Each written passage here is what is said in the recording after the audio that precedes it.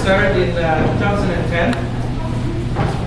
It was February 2010, but it was built on some concepts that we were working on since 2006, 2008. That matured slowly. And then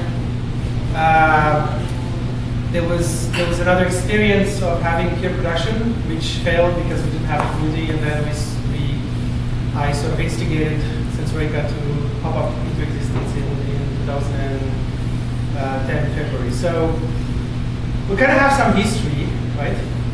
And as we spoke earlier, what we see is that these kind of communities, okay, that we see around, open communities, they're getting enough.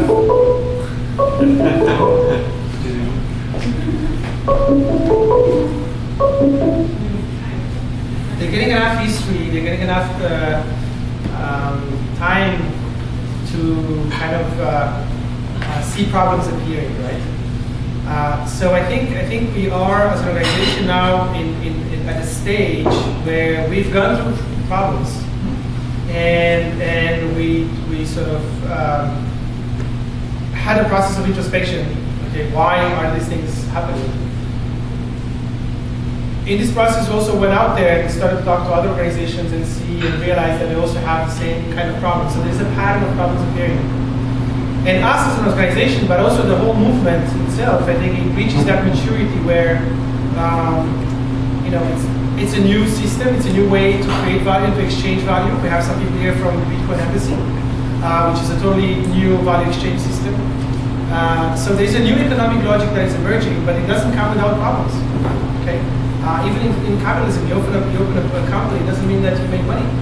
The failure rate is high, it's huge, right? So everybody has problems around, you know. So what are the problems of commons-based peer production? What are the problems of these new open spaces, right? Be it around culture or production of stuff or hardware, software, whatever you can think of. So I think we're at that point. SENSORICA, because we kind of have that history, but I also see that around the block, everybody is dealing with some sort of issues, and I want to open up this dialogue and see how we can solve these problems collectively in an open source way. This is open source organizational design, right? Yeah. So where we are now at this moment, I'm gonna tell you about what is SENSORICA and how we operate. But before that, where we are. So we started for something years ago, and we started with no rules, okay? Because we were building an organization that had no blueprint. It's something completely new. And we said we're going to put rules in place as problems occur. If we see problems emerging, we're going to try to diffuse them. But sometimes there's so much momentum building up in people that it's like a train, going to the station and you can't put the brakes and stop, right? So then you have to hit the wall and spring back again and think about how you can structure it. So in December last year, we created this non-for-profit organization. So we started to formalize SENSORICA, legally speaking, and now we can say that we have this full legal infrastructure that allows us to go next steps.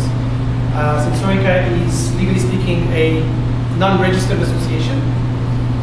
A non-registered association is, there's a legal code for it, almost in all the Commonwealth countries. It's a very fluid organization. In order for it to exist, people have to get together and have either a written agreement, a verbal agreement, or not even an agreement. Okay, but the intention of being associated emanates from processes that you have in place.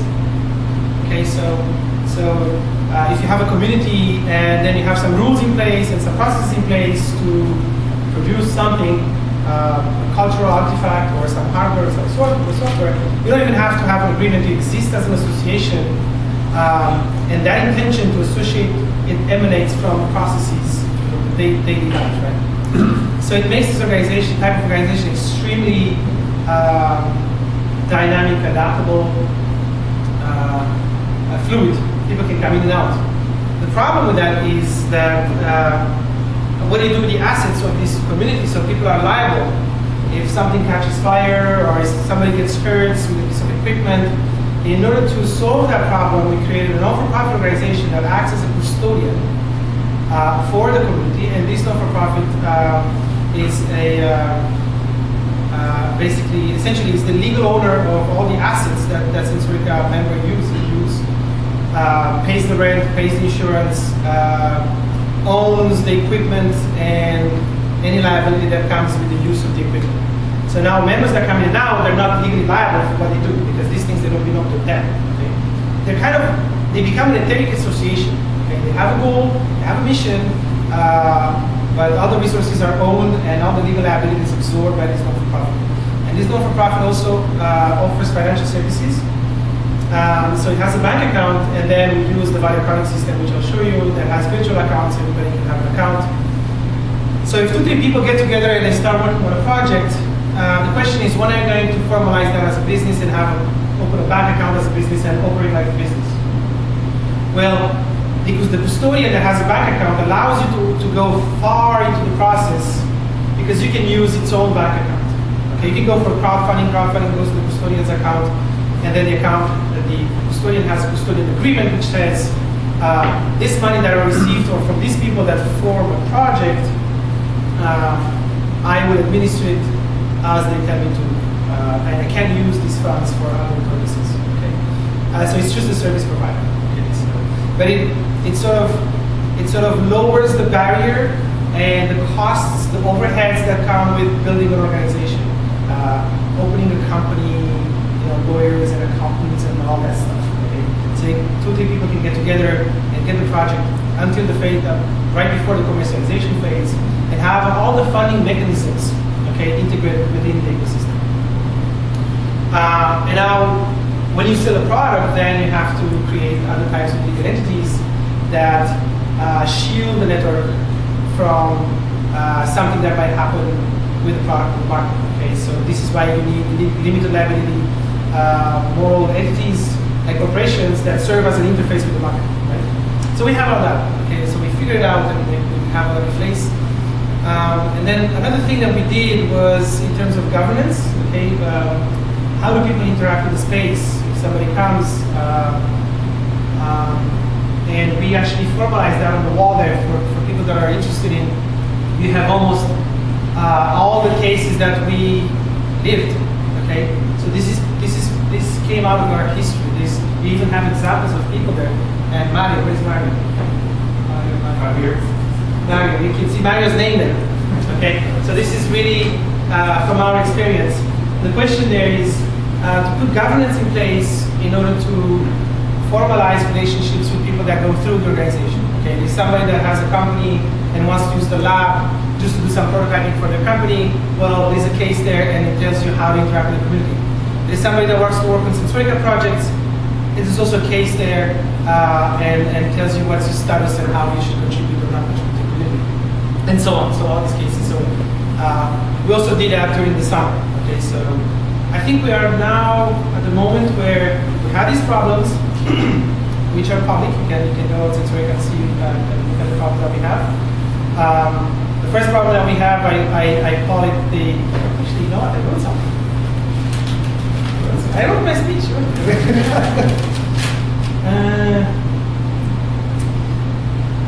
Yeah, so the first problem I named it giving up the vision and selling the soul.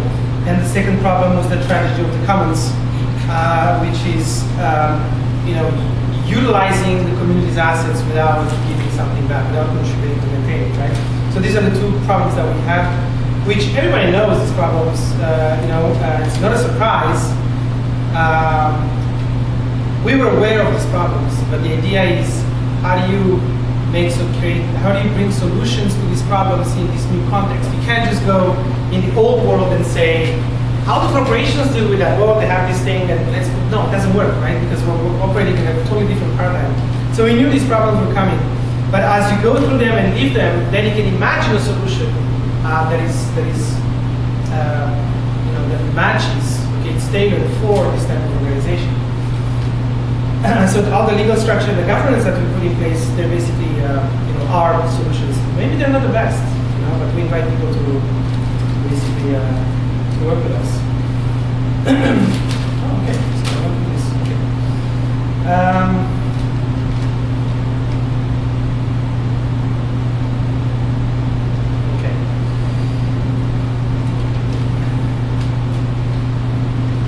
So I guess you know the proof of concept of Sensorica as a new type of economic entity with a mission to create hardware and to distribute hardware, right, in an open way.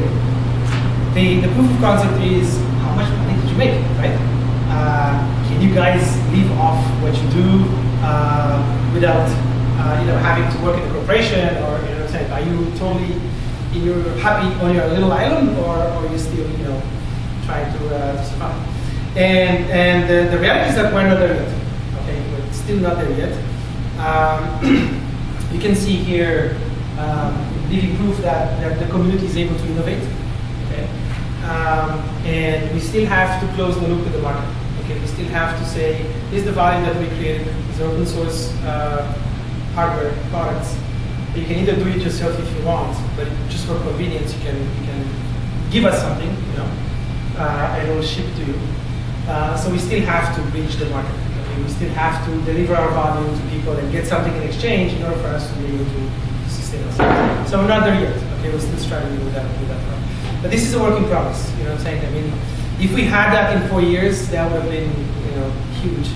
But we're still an evolving organization and trying to you know put more governance in place, and there are some organs within this organization that are not totally formed. For example, distribution and packaging and distribution. Yeah. So packaging and distribution. I think these are the skills that Sensorica lacks, and it's also probably we kind of have our ideas why we haven't grown these functions within the organization. It's maybe because salespeople are very pragmatic. And they perceive a lot of risk in Sensorica because we're new, because they don't understand what we do, because they don't believe in what we do.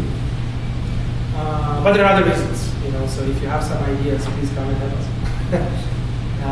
Because there's a lot of value here that can be distributed. So for those of you who don't know what Sensorica is, I'll try to explain it fast. Need a password.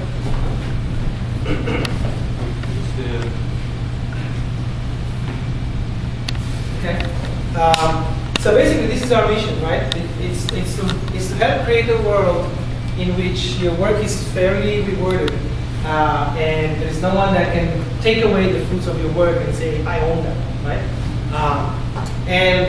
And let's see if this is a utopia or can be realized. Right? We believe we can. I did this presentation at Reshare, and I didn't have time to also, but I think it explains pretty well what problems Sensorica is solving as an organization. Okay, where does it fit in the world? So basically, you see open source hardware and software communities. Their problem again is to be able to become self-sustainable. We see a lot of open source hardware that is created and it's commercialized by corporations. And there's friction there. So our goal is to make open source hardware and software self-sustainable, because we believe that this mode of innovation is very effective. The world has never been more creative, okay, in terms of finding solutions to problems. We know that the old system based on patents and competition, it's not as creative. So why don't we make this sustainable? Okay, that's our question. Okay, that's the problem we want to solve. And I was telling you that open source hardware is not sustainable yet. So these communities are able to make a lot of innovation, and do nice prototypes, but they can't package it and they can't go to market with it. Okay, and the best example is MakerBot, I don't know how many of you know the example of MakerBot, right? So it's a company that was created inside of the RepRap community, and they betrayed the community in the sense that they went to the market, captured the value, didn't give anything back to the community, and even worse, they closed the technology. Okay, RepRap 2 was closed. So that created huge problems. And it can be seen as a social friction, but in the end, it's an economic problem. What ended up happening is that MakerBot was emptied of all its talent. Everybody left. In the beginning, when MakerBot started, they were in a room like this, and they were packed. Everybody wanted to work for this company. Wow, we're putting 3D stuff in, we're democratizing 3D printing. And everybody that had talent and passion, they were going to work for MakerBot. And once they showed the true color, all the talent just walked out. Okay? And it became a brand, an empty shell that was bought by a larger company, Stratasys. So now they're playing the big game, but they lost their soul and they lost their brains, essentially. So it is an economic problem because they're not able to keep their brains. They're not able to keep these creative people, right? So they closed. So the sad story here is that they closed further innovation. They patented it, but they closed. It was not open source anymore. Think about it. They did not reward the RevRap community, and in doing that, they undermined the credibility of open source hardware business models. Because everybody said, it's never going to work. There's always a company that's going to prey on the value we create. Okay, so forget it. Open source hardware business models, they're always going to end up the same way like RevRap, right? Somebody's going to just betray them. So if we look at it, open source communities are good at, the communities of practice. They are collaborative. They create a lot of innovation. Okay, so they create a lot of value. Their problem is when it comes to production of goods, distribution, and servicing. So they're not able to capture the value that they create. And this is where corporations take that opportunity. They fill in this gap, this space. Because they already know how to do that. They already know how to package, produce, distribute. They already know how to do that. So they fill in the gap, and they also have this opportunistic, and selfish DNA, and they don't even think about keeping the ecosystem alive around them. They just break away, right? So this is where we come in, right? This is the gap that we want to bridge. We said, how can we make open source hardware sustainable? Meaning, how can we create tools, processes, okay? How can we structure these communities so that they can be able to reliably produce and distribute and service? Okay, reliably, that's the word. So this is us. These are some of the projects that you see there. Actually, this is the manipulators. So what are these processes? How do I go back? What are these processes? Okay, what's missing? So first of all, we're working on these tools that we call network resource planning, okay, and value accounting system that facilitate resource management in a network type organization, process management, and we put in place feedback mechanisms to make processes more reliable. Okay? It's a sort of a self-organizing principle, right? And we're also working at the level of the larger ecosystem. How does Sensorica interact with District 3 or the Fab Labs around, with the Embassy and so on? How do we build sort of interfaces between us, okay? So that there is value that can flow within this new ecosystem. Okay, build these bridges. So we also have a lot of thought about these things. So this is the first part is us as an organization. How do we get our shit done properly? Okay, so you need tools for that. And this is how do we interact now with other people around, right? And it's not just with organizations that are in the same kind of mindset, but also with the government and classical financial institutions and so on, because we're sort of embedded in that system anyway, right? So this is the tools. This is an example of the tools that we've been building, what we call the NRP and the value accounting system. There's a very easy way to understand this. This is crowdsourcing and crowdfunding on the same platform. It allows you to crowdsource your project and crowdfund your project, crowdsource in terms of skills. and somebody to do that, and crowdfunding. But it also allows you to do your customer relation management here, to do supply, this is the crowdfunding and the crowdsourcing, inventory management, resource management, project management, and other things. It's still a prototype, okay? We didn't solve the world's problems. Okay? It still has a not very good user interface. It's still hard to put data into the system, and if you don't put data into the system, then the system doesn't work, for example. So although the work that we need to do is at the level of user interface, but the logic is there, okay? So here are some screenshots that kind of, just to give you an idea about the stuff that that the system does. Let's say your customer, somebody out there, somebody calls and wants I don't know, garden management, okay? So then the system allows you to record work, allows you to record what is used for that work. It tells you what the project produces. If you consume some materials, like glue, for example, or wood, or some wires. And then the system also keeps track of what kind of designs to use to deliver that. Okay. So we are embedded in the open source world. If I use an open design, I can cite it here. By doing that, I give that guy equity in this project, and he gets a percentage. If I work on the thing, okay, I get equity. I get a part of that sale. If I use a microscope, and that microscope belongs to Guillaume, sorry. If that microscope belongs to Guillaume, he's the owner of the microscope, then by me clicking here, this microscope, Guillaume's microscope, then he's going to get a share. Okay? So basically the system takes into consideration physical assets as well as designs and ideas and documents, okay? All the assets that go into value creation. And by you including them in this production planning, what you're essentially doing, you are building the contribution. Your contribution in terms of your work, but also contributions of others that supply designs, that supply materials and space, and etc. Okay?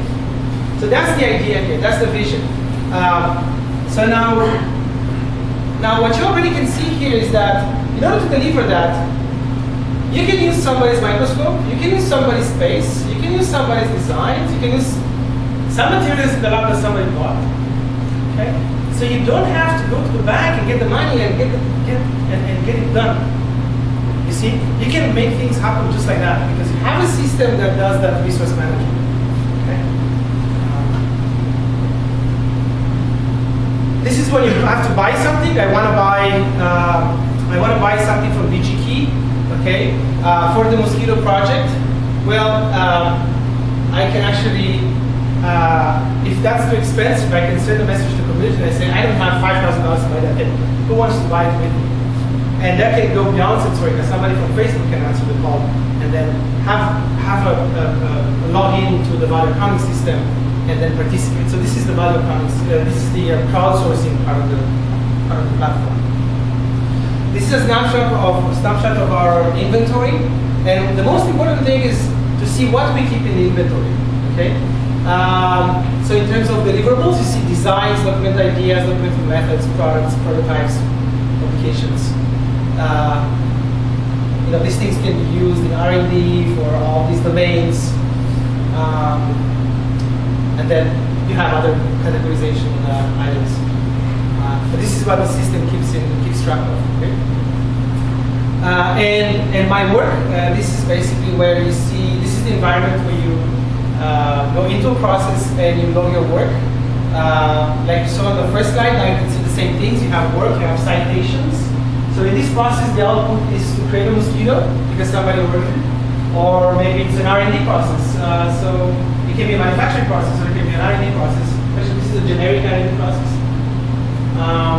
So again, I can cite somebody's design, can be somebody from SENSORICA, somebody from other open source communities.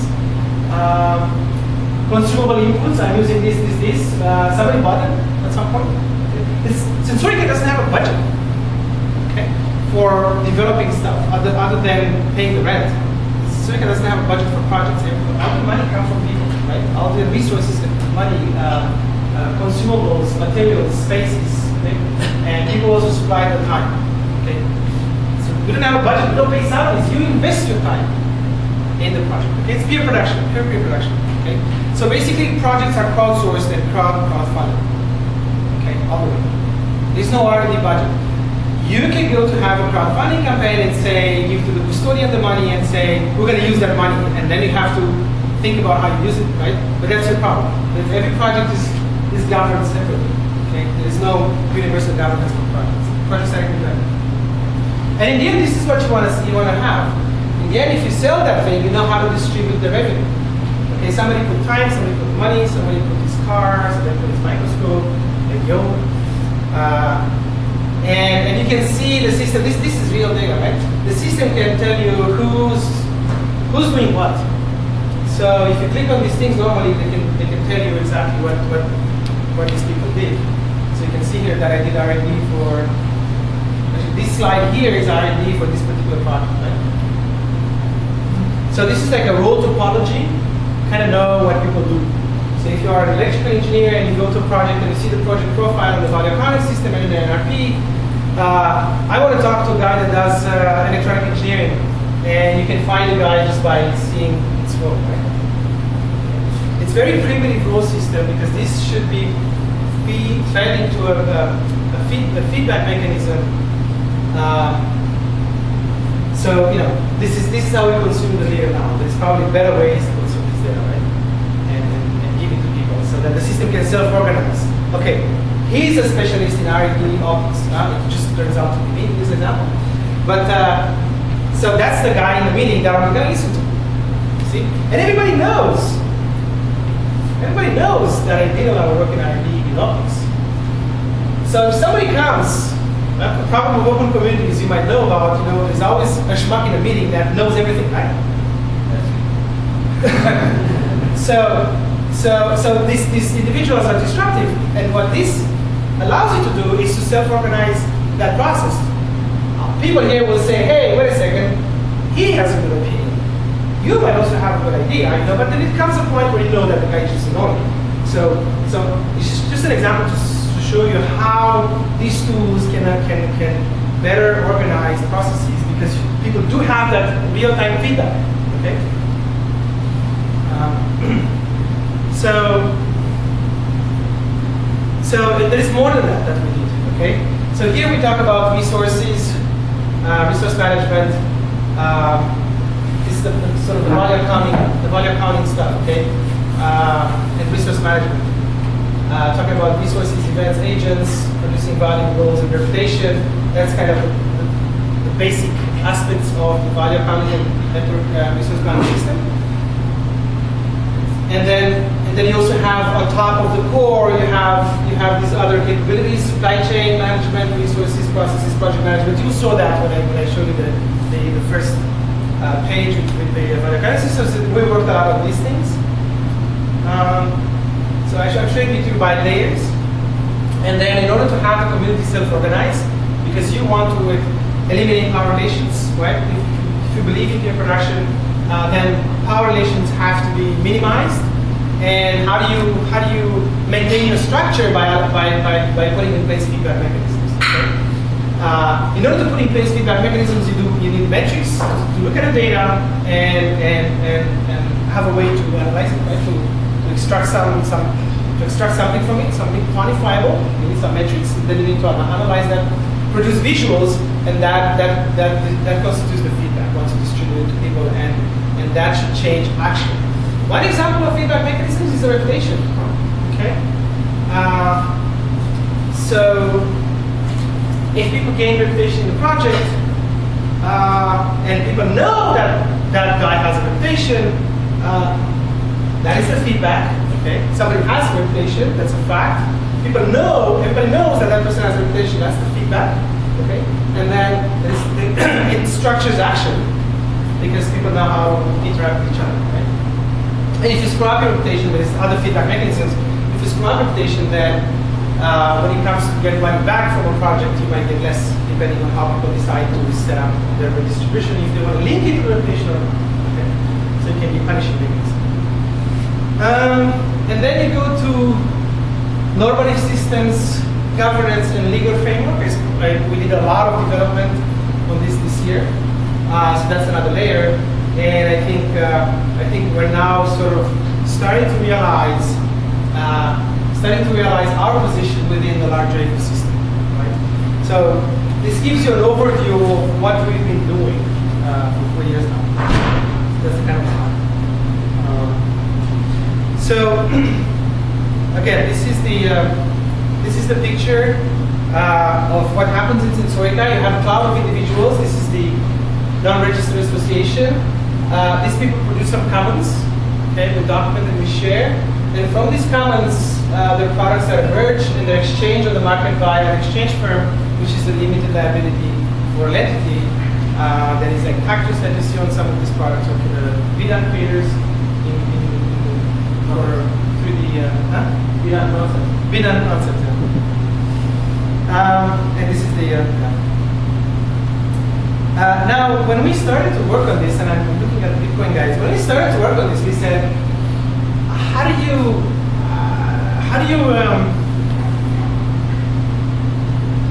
you network with other open communities, right? So there's got to be some interoperability between Sensorica and other peer-to-peer or peer production communities out there. Because if we use their designs, okay, that's value flowing from them to us, and then we should have a redistribution to them. The whole idea here is to make a fractal system. Okay, so what do you mean by a network? A network is it's like the internet, right? Sensorica has an internal network that is connected to a larger network that you explained me that a few months ago, right? How networks are embedded, right? When we're trying to solve this problem with the routers. So the idea is that open value networks are essentially the same. Okay, the whole economy can be just a fractal network like that.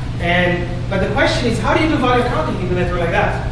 So me, as an individual, I can come to Sensorica and work on a project, and then move on, go to another space, carry with me my reputation, okay?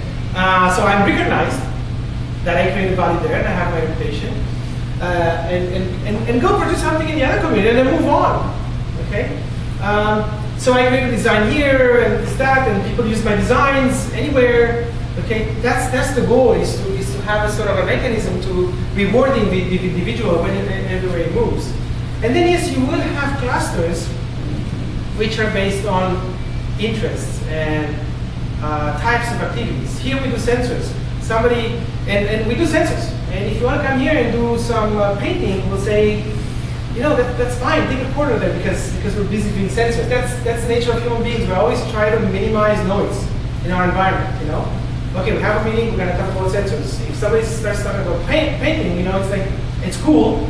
Let's talk about that after 5. But now we're sort of focused on our passion, which is sensors. So people do try to minimize noise from their environment and try to cluster. And into this fractal network, I think people will naturally cluster along their affinities. Okay? Even in this room, you know, you see people clustering because they talk about specific topics, right? And if somebody comes and talks about something else, it's like you see it as a disruption. So that's why I think that you will be able to isolate clusters of activity based on affinities, but the infrastructure should tie these things together, okay?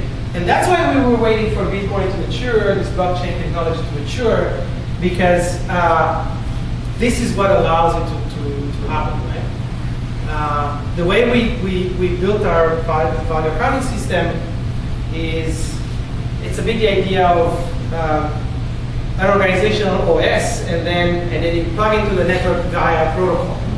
Okay, so there's got to be some interoperability there, some standards, okay, of exchange. And now we're exchanging packets of value, right, in between different clusters of economic activity. But these clusters of economic activity, because our system lies on a server, it's sort of siloed, right? It's not entirely visible to others. Okay, you can use protocols and APIs, you know, to give access to, but But it's much more complex and it's much better done on a peer-to-peer platform like or infrastructure like Bitcoin. You can say something about Bitcoin and the DAC, distributed autonomous company. Yeah, actually, I'm not a great expert on that, but essentially, the DAC philosophy is to consider every participant in a network as a shareholder in the network, and this is done via use of a blockchain, which is a ledger. Does anybody not know about Bitcoin, or everybody knows about Bitcoin? Okay, right. So basically, the distributed autonomous corporation model is a model of distributing equity and sharing equity amongst people. So to quantify contributions to a project is done via a ledger like Bitcoin. Essentially, you use not the specific Bitcoin protocol, which is to exchange value, but the DAC is basically a corporation which is built. The corporation itself is built on a blockchain. So in this particular case, when you commit to something, instead of having to yourself quantify some kind of abstract, like you transfer the glue into a monetary thing, or you transfer the intellectual participation to, and you have the platform. All of this is done on a ledger, which is public to anyone automatically. So you use the same kind of open ledger system as Bitcoin, but to distribute and quantify and to observe the sharing of equity and shares amongst people. Does that make sense? Or and what's interesting here, but maybe you should explain the difference. So when you have something like SENSORICA has that sits on a server, you see, and it's controlled by some entity. In our case, it should be controlled by custodian. For now, the custodian for that is Bob, the programmer. But Bitcoin is entirely decentralized, so nobody can have the switch to turn off the platform, right? So you will still need an API to access the data that you store about the equity that each person puts into a project. But the Bitcoin ledger or any kind of blockchain technology would kind of take snapshots every 10 minutes of where the project is at, and will obviously distribute the data amongst hundreds of thousands of nodes. And one of the main benefits is that the outcome, the asset, would be tradable without a middleman. So you would more easily find market value for what you produce by being able to trade without using the middleman. So but you can still run a local value accounting on your server on your computer, right, among a certain number of people.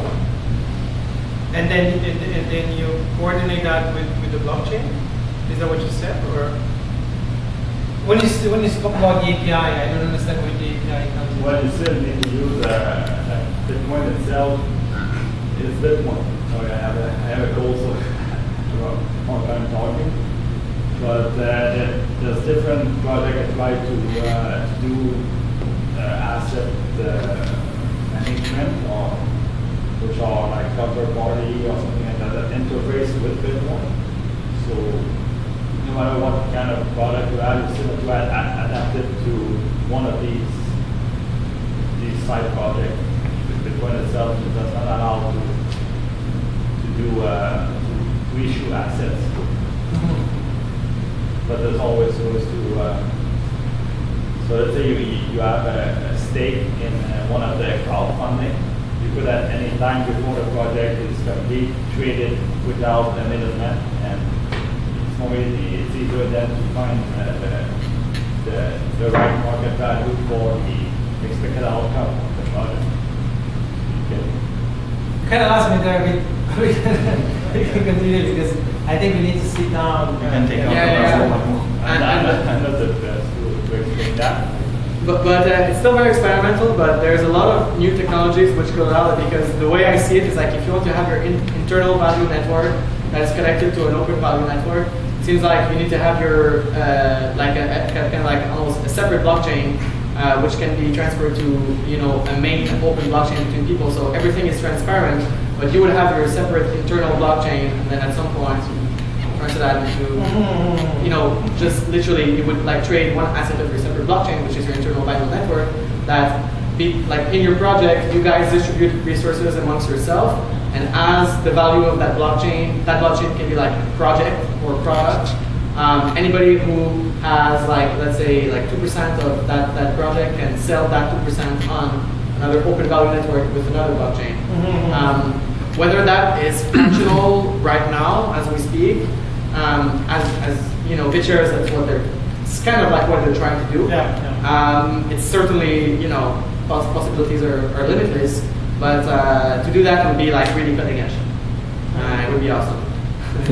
Well, the idea is that our platform, I think, what this is the second generation of audio project that we built, and the idea is to have something fast and then to live it, to experience it, and see how people react to it. You see?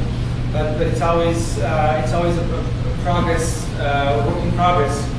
And now we're thinking about having a crowdfunding campaign, packaging this for small groups to do their to manage the small groups, and then Sensorica because we think that in order for us to succeed, we need to operate at a large scale for some reasons about open communities. They stabilize above a critical mass, so Sensorica can't operate in a lab like this, right? It has to have people contributing from all over the world, and it has to reach a certain critical mass. And I think I have the feeling that the proper infrastructure for it is something based on Bitcoin. We've been looking at Ethereum and all these projects and waiting for them to mature, just to establish some communication, and then one thing that we provide to this ecosystem of new tools now that are created is the experience, right? So we've been around for 4 years trying to do it in the actual world, and sort of prototyping some tools, right? And figuring out the features that they must have in order to help the real community produce value, right? So this is where I just want to say, like, whether or not, like, practically, I mean, we should like sit down and maybe get some better experts at a more concentrated time. But I mean, at least conceptually, I see this as being the perfect use case for a blockchain. I mean, it really is. I mean, blockchain technology was made for these kind of projects because it can literally just track and transfer contributions from people, and you have the open source kind of community mentality, but you still have the incentive structure for people to commit to projects, and that obviously fixes the problem of the tragedy of the commons, as we said, which is the big problem of open community and open projects. So, I mean, yes, obviously conceptually, blockchain is a great fit. Yeah, I think so. Always very open innovation. It is. Yeah, I just want to end by this. We always talk about when you hear politicians speaking, private-public partnership. Okay, so the public is it's a sort of a commons. Okay, it's owned by the government or subsidized by the government. These are universities. These kind of institutions, hospitals here. That's the public, the private or the corporations. And when they think about doing economic development, let's put corporations with the academia, that's a sort of a private-public partnership, okay, to sort of stimulate, economic growth or whatever. And I think what's important to realize now is that we have a huge component here, which is the people, okay? Which is the people. They don't associate with public, okay, because the government is not involved. It's peer-to-peer, okay, and it's not based on old concepts of ownership. So it's not private, okay. We're mutualizing resources here. We don't necessarily own stuff. The custodian owns it, right? But that's just a legal trick, okay. In a sense, we're talking here about the concept of non-dominion. Okay, it's a new property concept that was proposed by Chris Cook with Ishan Chan, who's also kind of part of Sensorica. So you have the condominium concept. You own a piece of a block. That's a condominium, but you're the owner. And the non-dominium is nobody owns it, but we do have access to it, which is access is mediated by some governments. Okay? And there are some rules for use. So these are very different animals, and this one is getting stronger. Because all the open source communities, they're organized like that. Okay, they're peer-to-peer communities. It's commons-based production, right? It's commons. It's not property, okay? And it's not public property, okay? So I think when we talk to our partners within our ecosystem, because we have to plug ourselves in order to get the resources to evolve, okay? This is a metamorphosis project. It's not a revolution like the Bolshevik Revolution. Let's kill and destroy one order and recreate another one. I think this is a process of metamorphosis where the new thing takes shape in the belly of the old, and we have to feed on the old, right? So we do have to build these bridges here. We do have to go for classical funding. We do have to open dialogue with the government. We also need to talk to private companies because they have a lot of money, okay, and they can fund our development. We need to talk with all these guys, but when we talk to them, we need to make them aware of this year, which is getting very strong. So when they create policies, okay, they actually include us in their thinking. It's not just anymore about public and private. Open source is huge, and everybody starts to recognize it, but maybe they haven't formulated that concept that we are a third leg, and we should be at the table here when they make policies. See? So I think we need to grow up, basically, and say, we're not this, we're something else. And hey, we're part of the society, we're paying our taxes, so give us a place. You see what I'm saying? Yeah, so that's what I want to say about that. You want to say something or no? Are you sure? Anybody wants to say something or ask questions or yeah? Huh? What I see is that we're trying our system into a startup kind of thing. That's why I understand that it's not a Kickstarter. It's not like Kickstarter because Kickstarter is mediated crowdfunding, right? Yeah. Okay. But the way I would see integration would be to have a token issue that we only have value in terms of making success. So some external people could invest into these tokens, and every step of the way, somebody borrows a microscope, the value would be in terms of these units. Yeah. So everything inside the project is priced into these units, and these units have a value only if the whole project succeeds. Okay. So you can bring external investors. There's a very good project that is an arch that built houses, and anyway, that's something that I didn't look into it much, but it rewards the investors once the project succeeds. And then let's say the project is successful and sells units, let's say 50% of the profit is put into buying these units. The investors, the token itself being value from the sales of the final product. It's a way to have fair economic incentive and to attract external investors. Yes. That's the kind of integration that I saw.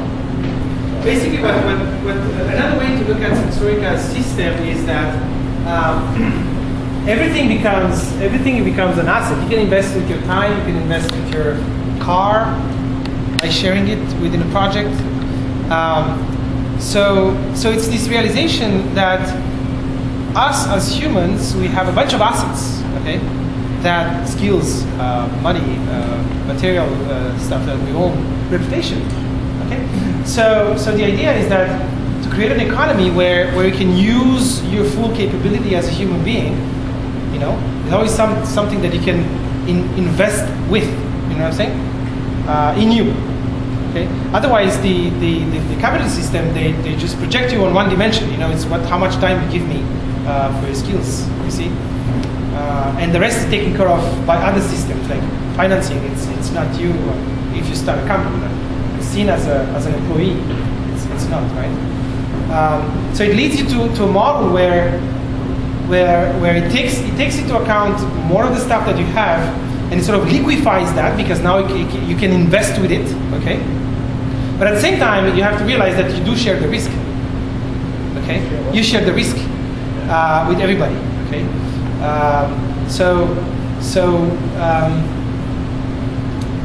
You're getting into a co-creative relationship where you say, I'm investing, but I'm also sharing the risk, and if the project doesn't go anywhere, I'm not paid for my time, for my car, for my social capital, whatever. So it kind of makes a system where it makes you more responsible. You see what I'm saying? But you own the fruits of your production. And the reward is proportional to the risk, because the more you invest in the project, like as a hypothetical concept, the more tokens you get. But you know, you're risking all this time, but yes. The project succeeds. You know, so it's a very great way to incentivize this thing. Which I mean, as I said, to close it, I think from my part, I mean, to have a way to incentivize open production is the key to unleash open production. Because so far, open production, from what I see, that there's been a problem of incentives. So how do you incentivize people to give to these open networks if there is no way to monetize that investment, or even if the way to monetize it is very complicated and very kind of top-down structural bureaucratic, but with blockchain it's extremely seamless to monetize itself. Well, you're going to run into something else, because somebody that invests in this project, for example, you invest in it with the idea that it matures into something that will be valuable for others to give you something else in return, right? And then it comes to the notion of risk and confidence into the system that produces it. Wow, great guys, great ideas, very passionate, but are they able to actually get it done in time with the quality and all the features that they thought about it? You know what I'm saying? So infrastructure is one thing, but then when you go into the hardest problem is the human problem, right? It's people not recognizing that you will be able to do it. And software went through this crisis early on when they said, people were saying, there's no way you can produce this high quality software because everybody can decide to do whatever they want. Okay? And that has been proven wrong, right? Because Linux and Debian, it's the best operating system, right? So hardware goes through the same crisis now. People say, okay, great, good ideas, idealism and passion, okay, I give you that, but since everybody can do whatever, I don't think you can come up with something that is, so therefore people don't have confidence. So you give them the tools to do it, okay, but they will perceive high risk, you know what I'm saying? And then they go talk to their buddy that has a company and say, look at these guys, this is a good idea, why don't you do it? And cut them to the market, you know what I'm saying? So yeah, well, that's a question I don't see as being solved. If people invest time in the design, and the design is open, okay, and hopefully you want to recoup your investment in the design at the production stage, I see a fundamental problem there, because so what prevents someone else, talking purely in economic terms in terms of incentive, what prevents someone else who hasn't put up with the cost of the design, but who has access to the design because it's open, to come and produce the same thing? The people who design it will have to kind of build into the cost the design efforts. The people who have just taken the design, the open design, and just produce it, don't have to put in the design costs into the price of the product, so they can produce it cheaper and kind of not pay, morally it's wrong, but do you not see that there is a problem there? That nothing prevents parasites or whatever you No, want to there- call there them, is- people there to come and take your open design and produce it for less than you. There is a problem. Yes, that's a real problem.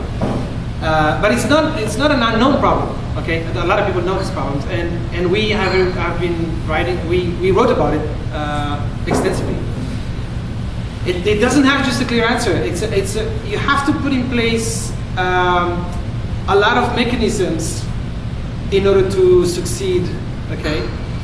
But what, The easiest thing- I can't see how you can solve it Yeah. So theoretically at all. I mean, we didn't. it's We just- didn't yet. We didn't Yeah, solve but it then yet. it seems to me like pretty obvious that it's unsolvable in a sense. No, it could be solved, but like it's, for my point of view, it's culture also. If you have